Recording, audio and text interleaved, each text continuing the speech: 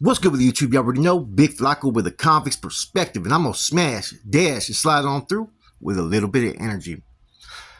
Please hit the like, subscribe, comment, do all those things to help support this channel, and hit that bell notification for future fire content. And that feature is here. And we kind of got some breaking news that came out of Monte, California. Several alleged gang members were taken into custody for an operation tied to the killing of two El Monte police officers.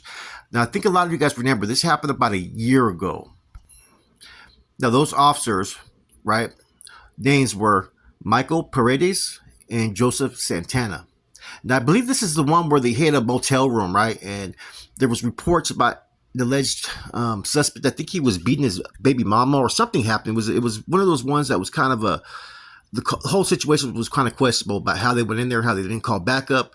And so it raised a lot of red flags. Well, since then, they just did a federal indictment today, and they've arrested 10 suspects. Yes, if I'm not mistaken, it was at the Siesta Inn, right? And they were able to find this individual who they later identified was Justin Flores. Now, if you remember, the cops were able to save the woman, but he was able to shoot both those cops, and he later shot himself dead, right?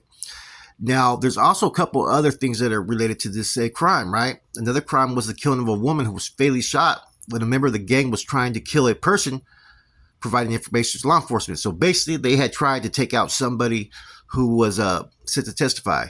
Now, I'm kind of confused, right? Now, the one thing that I'm trying to figure out, right, is how is this at all associated with the Mexican Mafia, like the federal prosecutors are trying to sit there and put out there immediately in their press release. And it's a year later, so it took them a year to basically indict upon this charge. Now this pretty much confirms everything that I said in a previous video I dropped earlier about the Mexican Mafia secretary who was sentenced, or not sentenced, she pled guilty, is that they try to tie anything into anything. And that's what the federal prosecutors, federal investigators have been doing, is they've learned, let's put as many charges as we can on individuals. Even if this isn't associated with the crime, let's at least put that on there, because even if it gets dropped later on, it's going to make headlines, it's going to make us look good, and we're going to basically fucking grandstand the walk. You know, as we already know, they sit there and they love the publicity whenever they get a big indictment like this. And in tying in these two officers being killed, they're able to do so. Now, they're also saying that they were also investigating the operation of a casita. Now, the first time I've heard about a casita, right, was recently. If you notice that there's been articles that have been released by like the LA Times and whatnot over the last 6 months, and it's talked about illegal gambling houses. And see, this is what the media does, is they start to plant that seed. Oh, this is what's going on. There's these gambling houses that are being ran out here, and that the MA has their hand involved in this, and that they tax every other race, and there's no way that these gambling rackets will not happen in Los Angeles without the Mexican Mafia getting a piece. And they put that out there. They lay that seed. Months later, they get an indictment. So already that's been planted in people's heads that they're operating illegal, like I said, illegal gambling operations. So there's a lot more to this case that's going to probably come out eventually. This was just released about an hour ago. So I'm looking forward to seeing what else they tied in, who are the people that are arrested, and who they potentially were working for, because they're always going to tie it into some individual. And see, if you noticed in the last 2 years, especially if the inmate is on death row, right, whenever they brought any criminal indictments up against gang members out in the streets, they'll say that they're working for and on the behalf of the Mexican Mafia, right? And they'll even sometimes mention who that member allegedly is. But a lot of times that member is not even being indicted anymore. They've been doing that on the last couple of cases I've noticed. I think that, what they're trying to do is they're trying to put it in people's heads that, look, this guy's already doing life. He doesn't care about you. He's on death row. He doesn't care about you. So when you get indicted, you're just expendable. We're not going to indict him because we don't need to, because he's already doing life. And see, that's going to try to make people think, okay, well, we're doing all this work and all these activities. They know that we're at risk for these RICO indictments, yet where are they? Why aren't they being indicted? And a lot of times, too, nowadays, right, they're not trying to sit there and continuously send people to the feds, because there's been a whole, besides the internal conflicts that have occurred within these gangs, because believe it or not, the inmate goes through their own conflict based upon the federal and state, and in the federal branch they actually have a somewhat chain of command, right?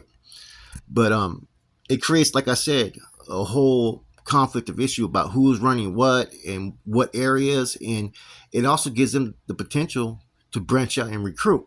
Because let's keep it real, California is basically, everybody has copycatted or been a replica of California's political functions. Most states don't operate how California does.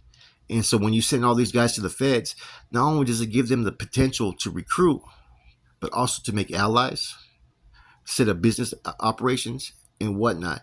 That's why recently you've had a lot of dudes that were federally indicted that were of leadership positions that still went back to the state. And so I've heard that there's talk about, I don't know how true this is, right? But I've heard the rumors, right? That with the NF and Operation Quiet Storm, that many of them, even if they're found guilty or whatnot, they may not be going to the feds. They may be going back to the state. So that's going to be an interesting scenario. And see, I think a lot of it has to do with taxpayer money and just the notoriety when these cases come forth, that sometimes they get moved to these county jails. All that does is give them the opportunity to set up even more operations. You know, we learned that with Moscow when he was in LA County Jail. We learned that with Courtney and all those cats when they were in Santa Rita in Oakland. They were able to conduct operations a lot more smoothly because they were right there. They had a hands-on approach because everything was at their disposal, right? And that's why, like I said, the feds, man, you may get one over on them at the beginning because they're more what do you call statistics, and they're good at investigating. They're good at all that stuff, right? But they're going to learn through trial and error. And once they make a mistake to a situation, they're going to fix it. And if you notice, that's what they've done with all these indictments, right? So this one right here is looks like it's going to be pretty big if they're tying in the killing of two cops, which I don't believe to have any affiliation or attachment to any prison gang or group. I don't believe that. But the feds are going to make you believe that. Now, all the other stuff, the gambling, rackets, and the killing of a confidential informant, that's going to be kind of interesting. That I want to see what they have on that. And I'm kind of interested to see who is actually tied into this investigation. Now, someone mentioned that it was possibly Video Quiet Village, which I'm not always familiar with some of the smaller videos out there. You know what I mean? But it doesn't surprise me what hood it is, because all these hoods out there in Southern California, except for the ones that have that green light on them, are pretty much have someone who's either tied in or associated with the big homies. And, you know, things are going to continue, man. Like I said, they got a very systematic system that works. It's a lot different than the NFs, but the result is even, at times, I think, even more valuable. They get shit done, man. Their reach is fucking long.